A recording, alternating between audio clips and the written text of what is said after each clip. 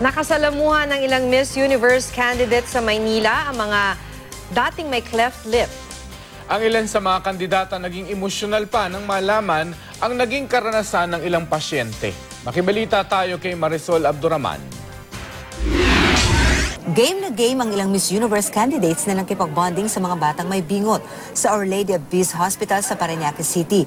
Dumulo ang mga kandidata sa event ng Smile Train, isang charity group na tumutulong na maoperahan ang mga batang may bingot. Nakipaglaro at nagkulay gamit ang crayons ang ilang kandidata.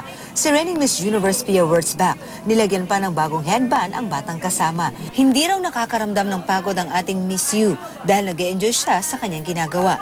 Lapis din ang saya ng Miss Germany nang makasalumuha ang mga batang may bingot dahil may ganito rin daw siyang advokasya sa kanyang bansa. I'm very happy actually. I'm chosen for this activity. But the kids are so sweet. I wish we can spend more time with them. Masayang-masaya rin sa kanyang experience si Miss USA. Dapat naman daw talagang bigyan ng ganitong atensyon at tulong ang mga bata. Cleft lips are something that's very common with newborn children, and I think it gives the kids a chance to be able to rebuild their confidence. Bagamat hindi nakakapag-English, kita rin ang saya ni Miss Vietnam sa pakikibonding sa mga bata na hinilakan pa niya sa pisngi. Naging emosyonal naman ang ilang kandidata na nakisalamuha sa dati na may cleft palate sa Maynila. Nang marinig nila ang mga pinagdaanan ng mga dati na may cleft palate, tila naalala rin daw nila ang mga hirap na pinagdaanan nila sa buhay. Si Miss Myanmar maluha-luha pa habang nagkikwento. Hindi raw siya sinuportahan kahit ng kanyang pamilya sa pangarap niyang maging modelo. Kaya nag-working student siya para makabili ng sapatos at makeup. Ibinahagi rin ni Miss Tanzania ang pambubuli at diskriminasyong naranasan niya noon. At para mapasaya naman ang mga kanyang nakausap, nag-sample pa ang kandidata ng catwalk.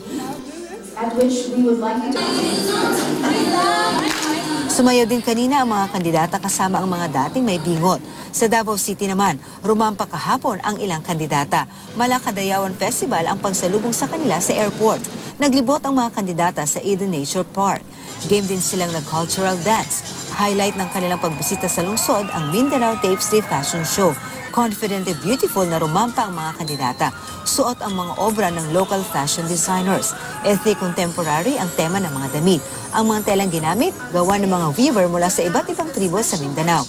Nabighay rin sa malaparaisong gana ng Pico de Oro sa Nasugbu, Batangas ang ilang kandidata, kung saan ginanap ang kanilang photoshoot kahapon.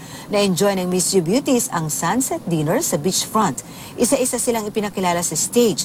Pinanood din nila ang pagtatanghal ng far dance. Oh, hi, Philippines. I'm Luisa Batista, Miss Halamat. Habang papalapit ang kompetisyon, ninanamnam na raw ni Pia ang huling araw ng kanyang reign at ang pinakamamimiss daw niya. I guess traveling for free because after Miss Universe, I have to pay for my own travels. Marisol Abduraman, GMA News.